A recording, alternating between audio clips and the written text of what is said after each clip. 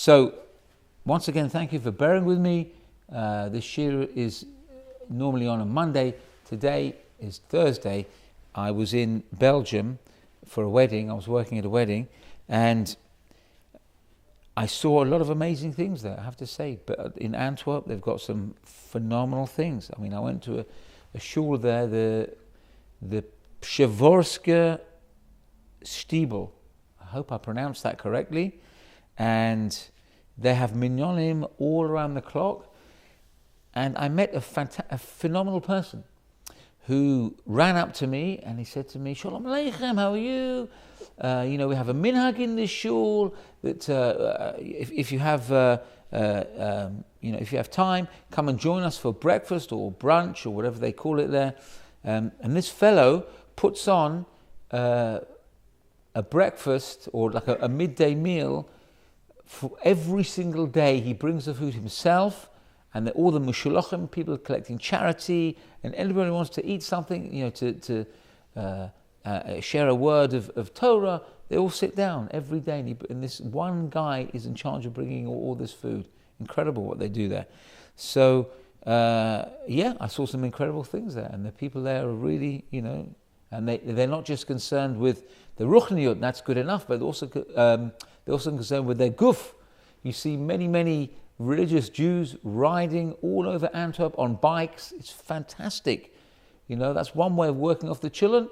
You get on the bike, you cycle to and from the yeshiva, you cycle to and from work, cycle to and from shul or kollel, whatever it is.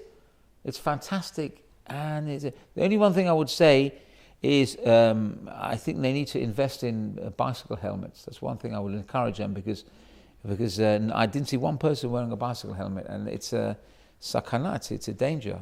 Here in the UK, they have people going around teaching the importance of safety on bicycles. So I don't know if maybe they've got enough zechuyot to rely on these miracles, but it's kadai. If you're riding a bicycle, always protect yourself.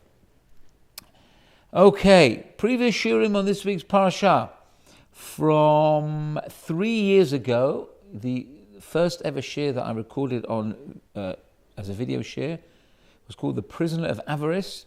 From 2 years ago, there's a shir called Sanctuary and the Prison Pod. You have to listen to that shir to understand why it's got an interesting title. And last year, there was a shir called Off the Scale. Now, a couple of points, a couple of little interesting things that I heard this week. Before we move on to the parasha, it's Parashat Chayei. Somebody told me an interesting thing. Or I read an interesting thing. What is the normal formulation of a bracha? You make a bracha she'akol or borei minei mezonot. You say Baruch atah Hashem Elokeinu Melech Ha'olam. Melech obviously means king. So when you make a bracha, you are affirming that God is the king. That's the normal formulation for a bracha. So every blessing that you make, you are affirming that you are under the ruling of Avinu Shebashamayim. Okay?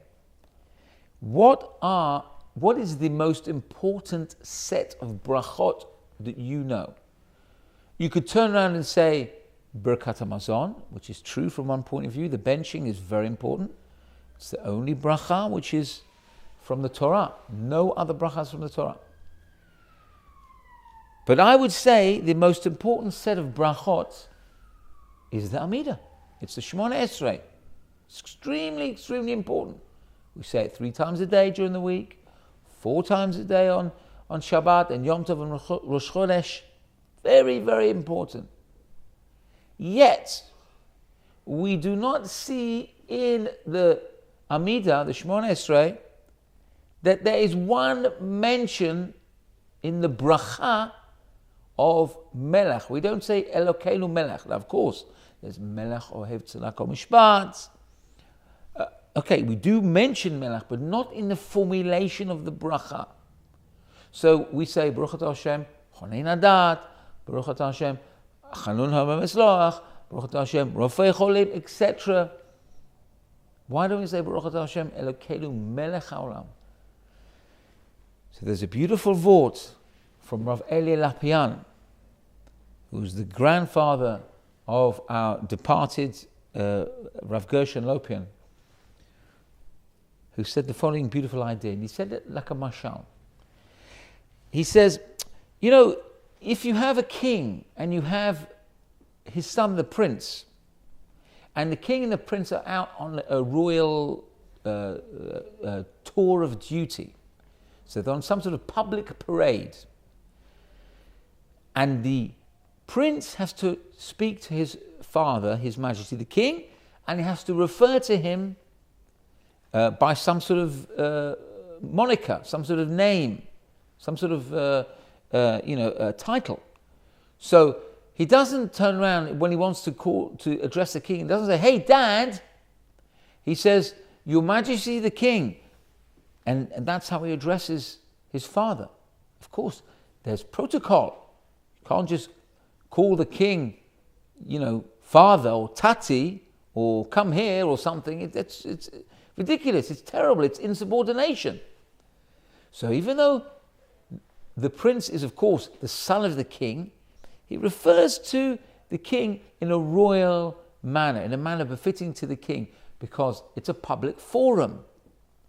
However, when the king and the prince go back to the palace, and it's, let's say, the end of the evening, and the king is saying goodbye to the prince for the evening, or vice versa, they're both saying goodbye and having a little conversation before the prince goes back to his royal chambers, and the king goes back to his royal chamber, and they're talking just the two of them. So there the prince can call his father Abba, or father, or tati, because there's nobody there except for the two of them. It's just a private encounter. So therefore, there can be that type of closeness between the king and the prince. This is what, says Rav Eli Lapian, why we don't say Melech during the Amidah, when we are praying our silent prayer. Because the rest of the time, when we're out in the public, when we're making brachot on Sha'akol or whatever, people can see us. It's a regular, these are brachot which are made out in public, as well as private, but certainly in public. But when it comes to the Amidah, it's just tati and son time, father and son time. This is when it's Avinu Shebashamayim. It's a private audience with the king, which is why we don't have to refer to Hashem as Melech HaOlam. It's always a personal, it's like a father to a son. That's how important the Amidah is. It's so important to realize at that time, it's not something you want to quickly whiz off until, as fast as we can, 2 minutes, chick-chack. This is precious time. This is time that you have the privilege of speaking to your father as a son to your father, Avinu Shebashamayim. You don't have to call the father Melech. It's such an important insight into the Amidah, and how important it is not to rush it off and not to think about business and music and iPods and all type of other shtuyot, but realize this is the time, this is father and son time. Father with a capital F, of course. Beautiful. And as a proof to this, I know somebody whose father is a dayan, and in public he calls his father rabbi or kvol harav or kvol dayan. Now, of course, I can't imagine that the two of them are together. He calls his father dayan. He says Abba, but in public he never refers to his father as tati or father or anything like that. Always rabbi.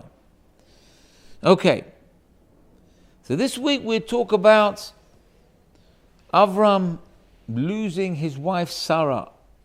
She was 127 years old. All of those years were temimot. They were perfect. She was the perfect, it was the paradigm. She was the dugma. She was the icon of a Jewish woman, a Jewish mother, a Jewish wife. She personified everything. She was the first Jewish mother and she set the bar. Now, she left behind one son. She had one son from her, and that was no ordinary son. That was Yitzchak, the progenitor of the Jewish people. Now, let me speak now about something which is this came into my mind by myself. I don't know if anybody else said this, what I'm about to say now, but in my own mind, I thought of this. I'd be very happy if anybody hears that what I'm saying comes from somebody else. They've heard it said someone else. I'll be very happy to hear that. If you want to email me, rabbikalati@gmail.com. I want to speak about how important it is to be the best father you can be, to have the best son that you want. There was somebody in Jewish history who was classified as one of the 4 people who never died because of the sin of the serpent, who died completely free of sin. Completely free of sin. They only died literally because death had been decreed in the world and that people have to die. People are not immortal. And that one person I'm referring to is Yishai, father of David HaMelech. Yishai. What is interesting about Yishai's name, which it occurred to me, is that Yishai's name is a palindrome. It reads back to front. What does that say to me? It says to me that he was perfect. He was toho kabaro. His inside was like his outside. He was a tamim. He was as perfect as a human being is going to get. So he read back to front, front to back. Now what happens if you are perfect, a person as you can be? Of course, there's no one perfect because only Hashem is perfect. But in human terms, Yishai attained that level of perfection that a human being can attain. He was perfect from A to Z and Z to A, from Aleph to Taf and Taf to Aleph. So when you are perfect like Yishai, is it any small wonder that you have a son like David HaMelech? David is also a palindrome. David reads the same back to front. You want to have a son who's perfect? You've got to make sure you're perfect. That's what it says to me. Avram and Sarah had a son who was perfect. He was the perfect Jew. He was Yitzchak, the progenitor of Yaakov, who was the progenitor of the 12 tribes. You want to have a son like Yitzchak? You've got to be an Avraham. You can only expect of your children no more than what you expect of yourself. That's what I understood from this. Let's talk about the first pasuk. ויהי חיי שרה 100 שנה ו20 שנה ו7 שנים שני חיי שרה. How did Sarah die? She died after the event of the Akedah. There's many commentaries on this. I'm not going to go into all of them. Listen to my previous shiurim, you'll have a few answers there. But she died in a special way. She died mitat hatzadikim. She died the death of the righteous. What is the death of the righteous? There's a level called mitat neshika. What does that mean, mitat neshika? It means the death by a kiss. It doesn't mean a physical kiss. It's a kiss from the Ribbono Shel Olam. What on earth does this mean? Hashem doesn't have a face or a mouth. What does this mean? It means that the neshama, the soul that was blown into the body via the nose, in that case, the soul that went into the body comes out effortlessly. Hashem, as it were, kisses the person, and the neshama leaves the body like a person walks from one room to another room. In fact, In the Gemara, our Chachamim describe it as a leaf being pulled out of milk. Yeah? When the leaf gets pulled out of milk, it's just effortless. And what about the other way around? What about a death that's extremely painful? Lo aleinu. It's the Chachamim describe it as wool being pulled out of thorns. Because wool, when it gets pulled out of thorns, that's not going to be an easy transition. Half the wool gets left behind and the whole thing gets ripped. It's not an easy transition. Whereas a leaf pulled out of milk, it's virtually effortless. That is how Sarah Imeinu died. Nishika of HaKadosh Baruch Hu. Now, we are told that Avraham Avinu knew that even before he was mourning for her. How did he know? How did he know that she died in this way, with the highest level that a person can leave this world? And I'm going to explain something now. What I'm going to say now is not for the faint-hearted. So you might want to switch off now if you're going to get disturbed by this. I'm going to talk about some Kabbalistic ideas that I read, and some of this is a little bit disturbing, and I hope it doesn't. I hope I'm not going to upset anybody. But there's a Kabbalistic idea which talks about the Malach HaMavet, the angel of death. How does the angel of death take a person's soul from this world in an ordinary case? So what happens is the Malach HaMavet has a sword. Again, all these things that I'm describing for you, they are Kabbalistic concepts. They have no basis in any physical form of reality. So the angel of death has a sword, and when he approaches the person whose life he has to take, he stands above the person, and he has this sword drawn, and the person whose life is going to be taken is obviously very shaken by this apparition or vision, however you understand that, or however that's meant to be understood. So the Malach HaMavet, the angel of death, is standing over the person with the sword, and the sword apparently has a drop of poison at the end, and it drips down into the person's mouth. Again, please switch off now if this is going to disturb you, if you're going to have nightmares. I'm not sure how well I'm going to take this tonight, whether I might need a few bedtime stories before I go to sleep. Anyway, so the drop of poison comes down, it drips into the person's mouth, and that's when the person starts to pass away from the world.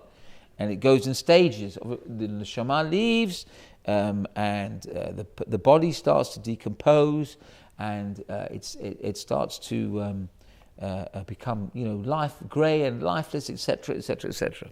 Okay, that was not what happened with Sarah Imeinu. Because when Avraham Avinu came and saw his wife after she passed away, he looked at her lifeless form and he realized this was not a death that had been performed by the angel of death, because she didn't have that look of a person whose soul had left them in a painful way. She looked as if she was still alive but just sleeping.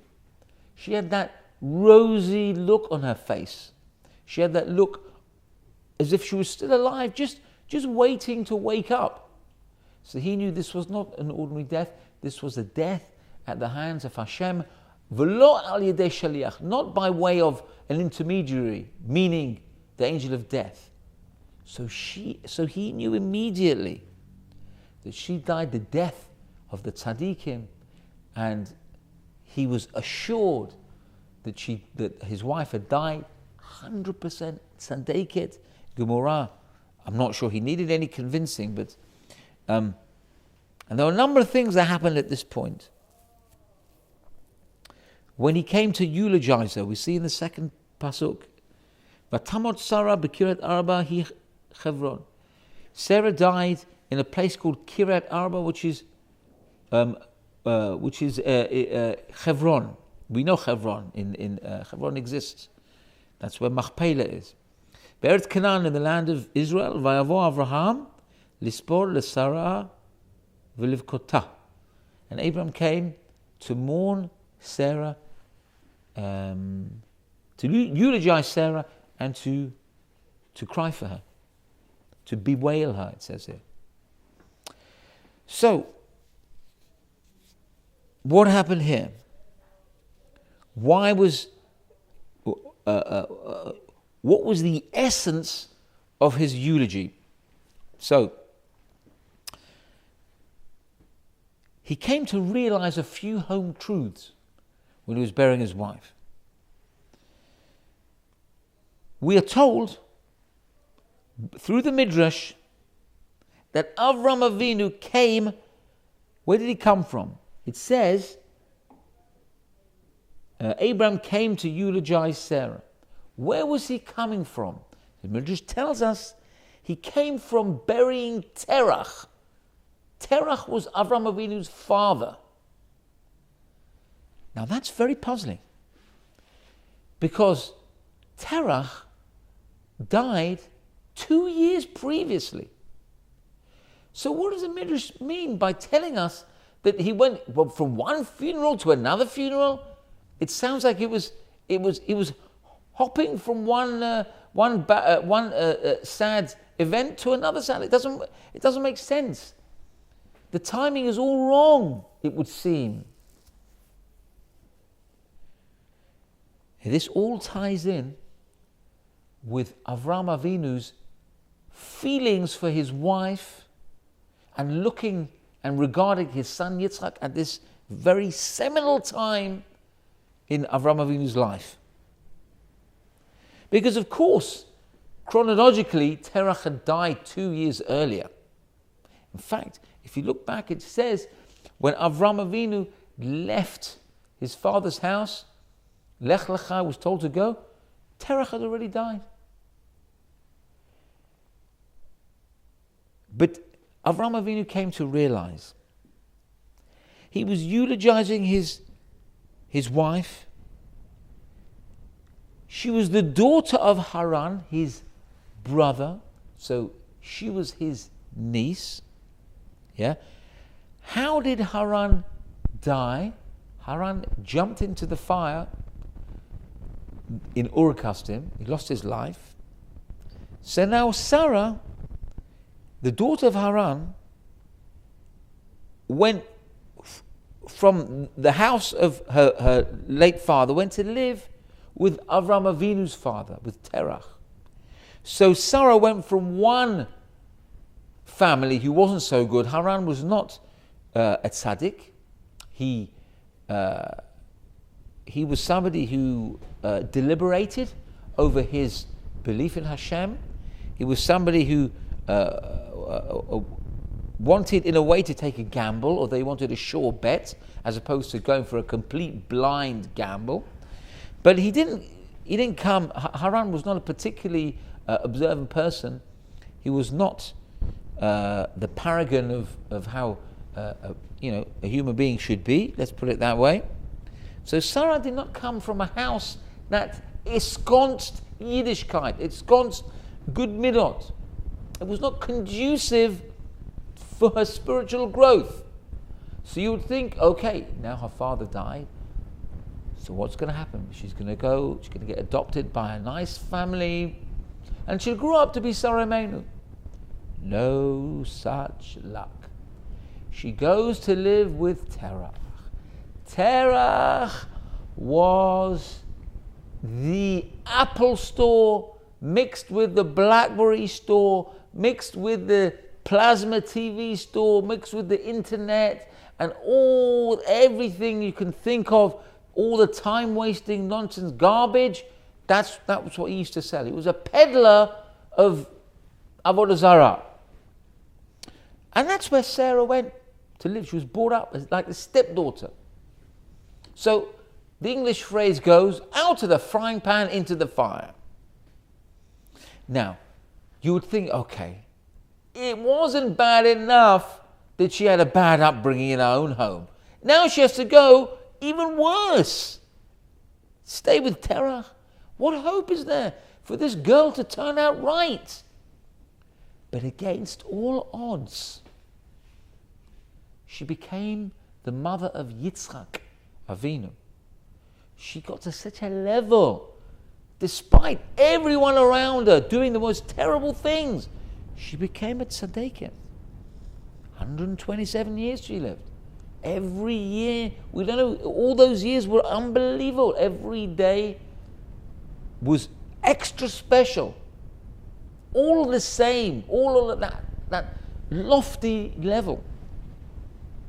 And this is what Avraham Avinu was experiencing when he was eulogizing her. He said, my wife went through the worst. I mean, we haven't even got to talking about her being stolen away twice. Once by Avimelech, once by Pharaoh, and being childless, and all the things she had to endure in her life.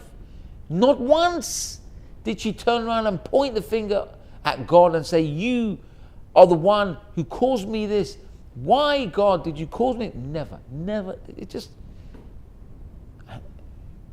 And now Avraham Avinu is left looking at his son Yitzchak and seeing, my son Yitzchak will not be how he is if it wasn't for my wife.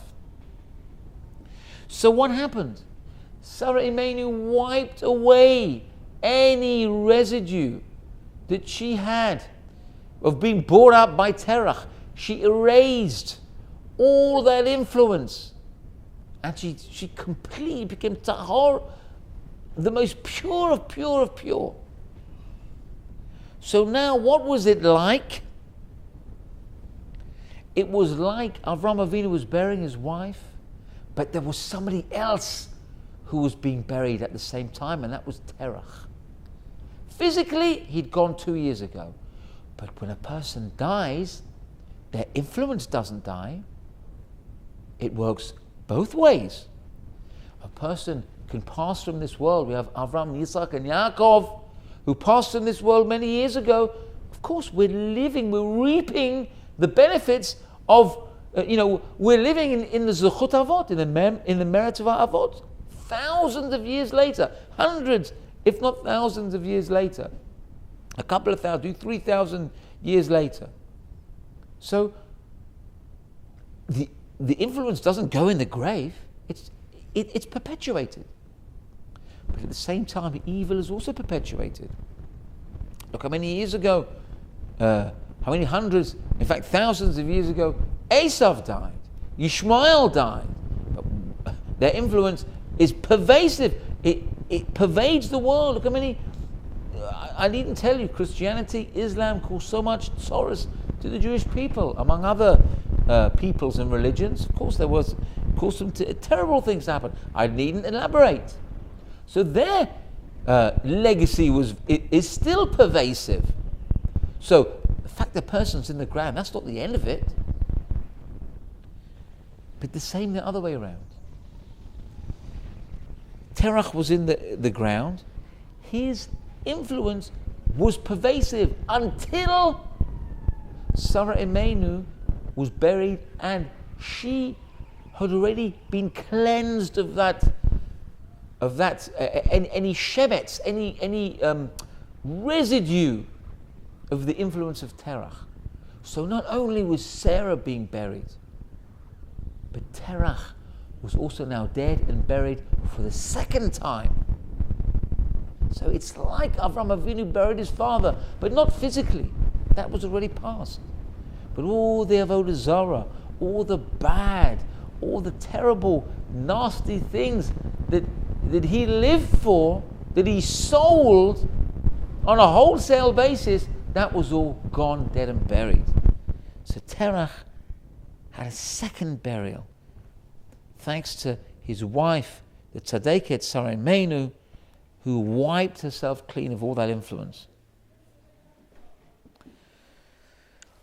Now let's move forward. Same parak, Chaf Gimel 23. We'll move forward to Pasuk 16. That's Tet Zayin. Let's see what lies for us there. Now, it says, Vayishma Avraham el Ephron. Vayishkol Avraham le Ephron et hakesef asher diber b'oznei v'nei chet 400 shekel kesef over lasocher.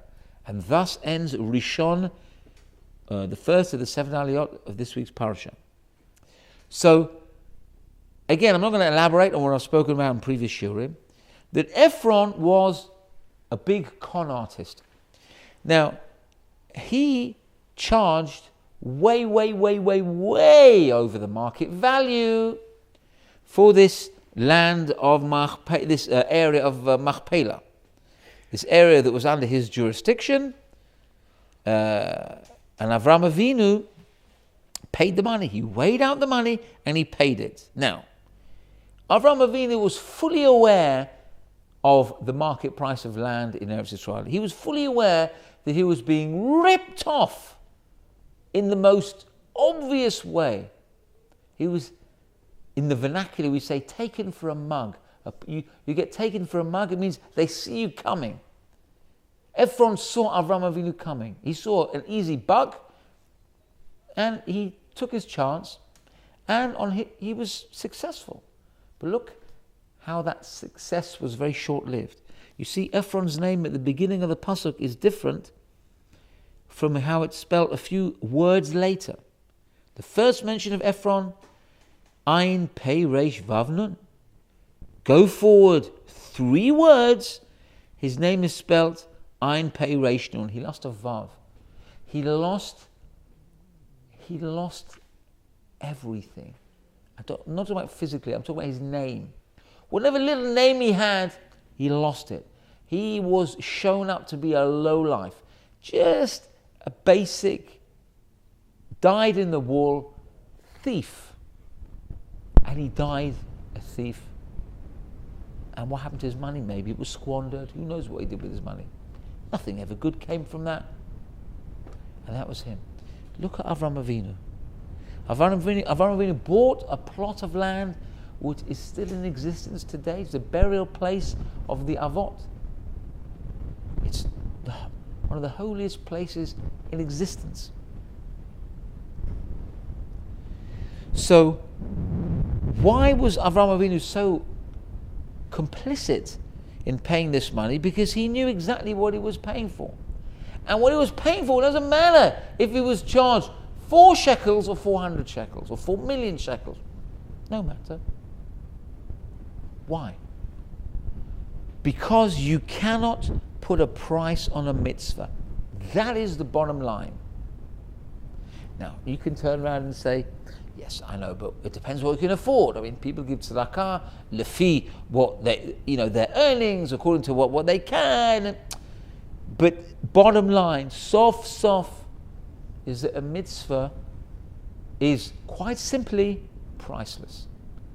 To put a price tag on a mitzvah, it's wrong. It's beyond price. And Avraham Avinu knew this. Now Avraham Avinu felt this so acutely that there was not even a shade of enmity on his face. He was totally emotionless. He didn't turn around and raise his eyebrows. What? 400 shekels? No. He didn't say, well, can we negotiate? And then Ephraim would say no, and he'd say, okay, fine. Not even that, nothing. 400 shekels is the price, 400 shekels is what you get. Now, if that happened to anybody else, we would for sure haggle. We would just sure have a bad feeling. Avraham Avinu was beyond all this. This was not even part of his equation. Also, you have to understand, he was buying this burial plot for his wife. If that wasn't important enough, see, Avraham Avinu was buying this as a legacy for his children. I'm not talking about just Yitzchak and Yaakov and the Ima'ot who were buried there, with the notable exception of Rachel Imenu. I'm not talking about just the Avot. as if that's not important enough. But I'm talking about he was buying a plot which had significance for every Jew who lived, who lives, and who will ever live. Every Jew in existence will have a connection to that burial plot. Now, how can you put a price tag on that? How can you do it? It just doesn't make sense. But that is the bottom line. And a person, although you can say physically, it's very hard to live by that reality. But it's worth bearing that in mind. When there's a mitzvah that's being sold in shul, Pitzichat ha'Eichal, opening of the ark, or Hagbah, lifting up the Sefer Torah, or buying an aliyah, or somebody coming to you for charity, really, what we should do, of course, again, a person has to exercise, not restraint, has to exercise common sense, right? A person should really be giving away all of his money. Now, of course, charity begins at home. You can't, the first mushulach to come to your home, you can't, sign off the deeds to your house, because your mitzvah is to look after your family first. And it would be foolish, if not downright wrong, to do such a thing, to leave yourself and your family on the street and then give all your money to charity. Now, of course, he hasn't done a downright aveira, but he hasn't done the right thing, because charity begins at home, quite simply. But if a person has in his pocket a certain amount of money, then he must make a measured calculation and realize that really you have to prioritize tzedakah. If it means giving tzedakah or having an extra nice meal tonight instead of a basic meal, then based on what we've said here, there's no competition. It doesn't make sense to have the nicer meal. Go without. That's the right thing to do. Okay, so sometimes it's not so easy. Nobody said a mitzvah is not going to be a challenge. It's not going to be right if there's no challenge in it. Mitzvahs are not unchallenging. It's the challenge that gets you the reward. So therefore, a person must always realize that there is a bottom line here. That you cannot put a price tag on a mitzvah. A person must always remember that. Okay.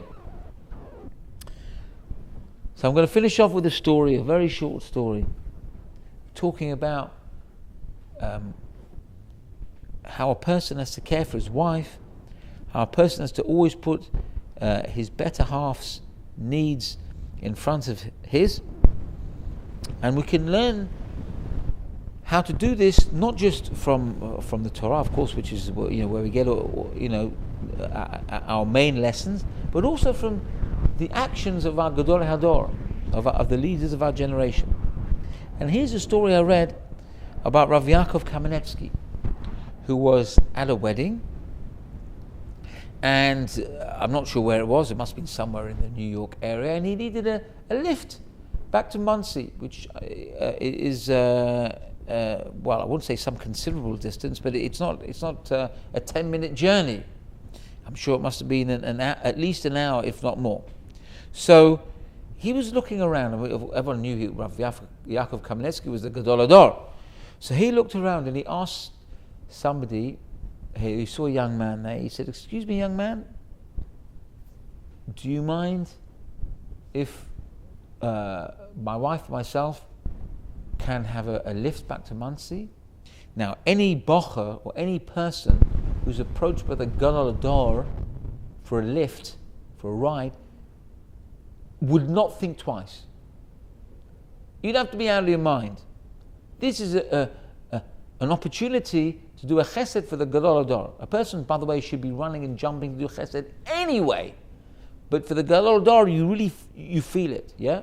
It doesn't mean you should not feel excited to do a chesed for anybody else. But anyway, this is a chesed that it wasn't very easy to make. It was very easy to make a cheshbon there. There was no cheshbon, there was no calculation. Of course I'll give you a lift.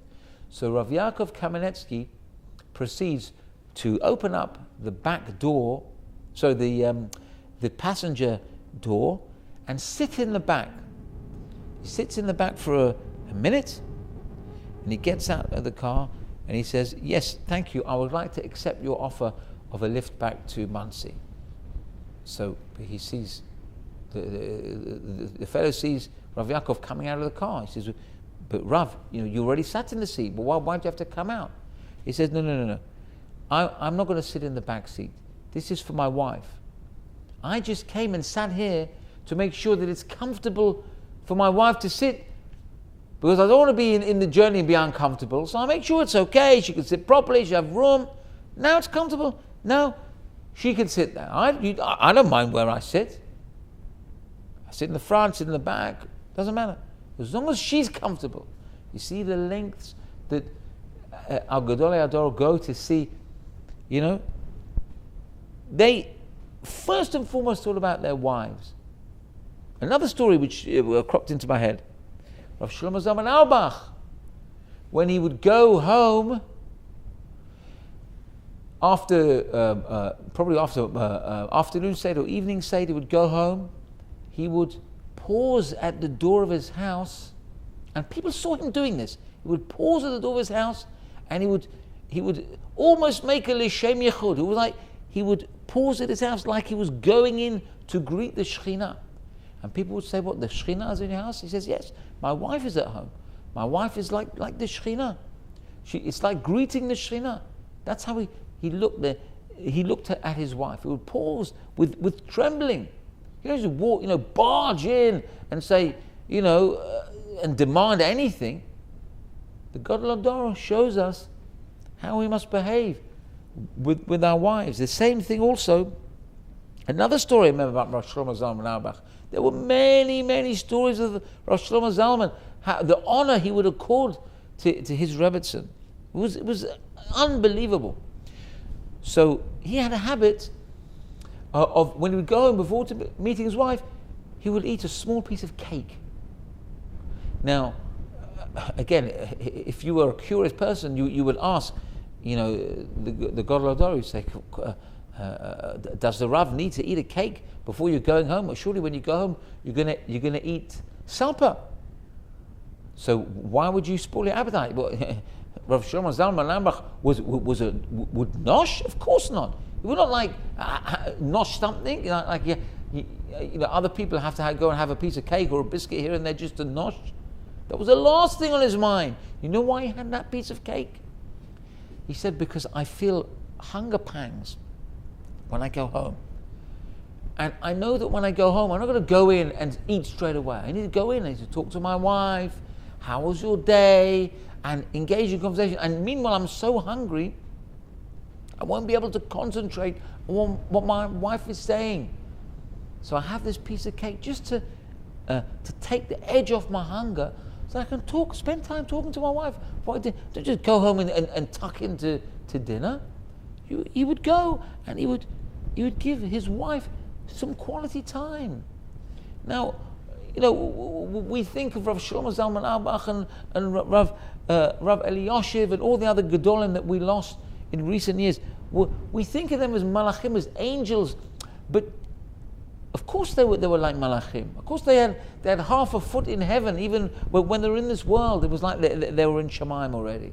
But also they were human, and they treated their wives like human beings, and we have to learn from them. They didn't go float into home and like ignoring, they're too holy for their wives. They put their wives on a pedestal. All of them, without question. Rav Eliashiv. And look at what a tzaddikus Rav Eliashiv's wife was. Every morning, when he used to wake up after his 2 hours of sleep, she would have a cup of coffee waiting for him. Every day. Didn't you want to have a lie-in one day? Maybe not my cup at 2 in the morning, maybe my cup at 2:30 or 3 o'clock. Oh, have an hour's extra. No. Her husband was the Gadol Hador. I have to be up with a cup of coffee waiting for him. He only sleeps 2 hours a night. And he needs to be awake. He is serving Klal Yisrael. So for her, it was not on the agenda to have a sleep in. She had every reason to sleep in. She wasn't going and paskening halachot for Klal Yisrael. She was running a home.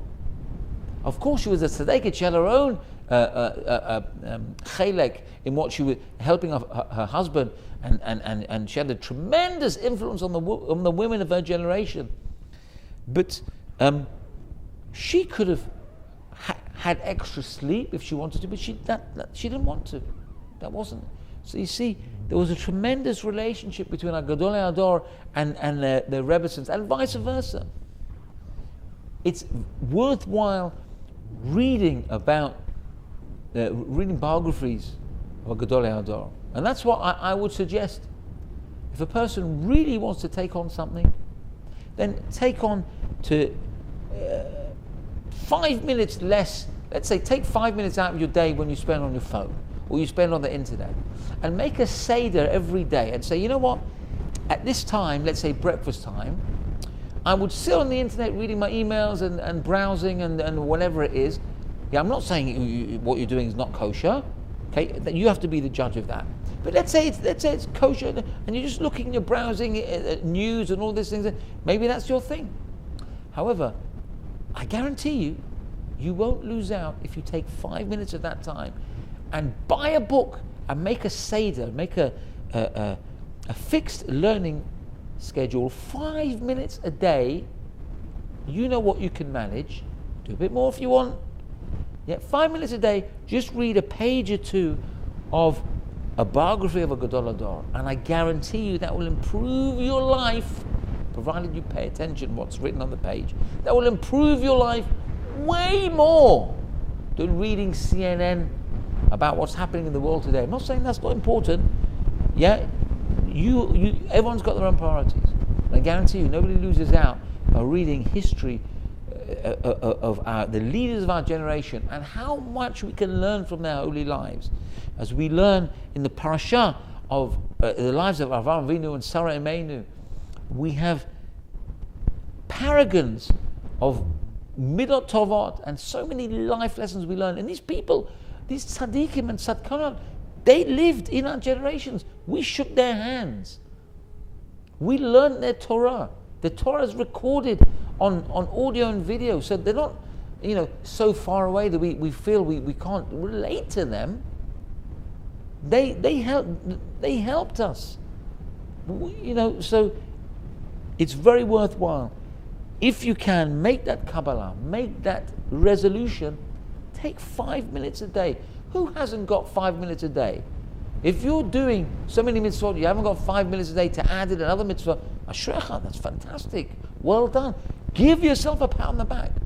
But if you're an ordinary person like myself, find that 5 minutes and make it holy. Yiratzon, all of us will make every minute count, just like we see in the first pasuk of this parasha. Sarah Imeinu's years were timimot, they were perfect. And we should all perfect our lives until we will all get to a life of perfection, that all of us will be standing in the situation we can call it perfect. When we will be standing with Eliyahu Navi and Mashiach Sidkenu in the Bin and Ariel, may it happen in our times.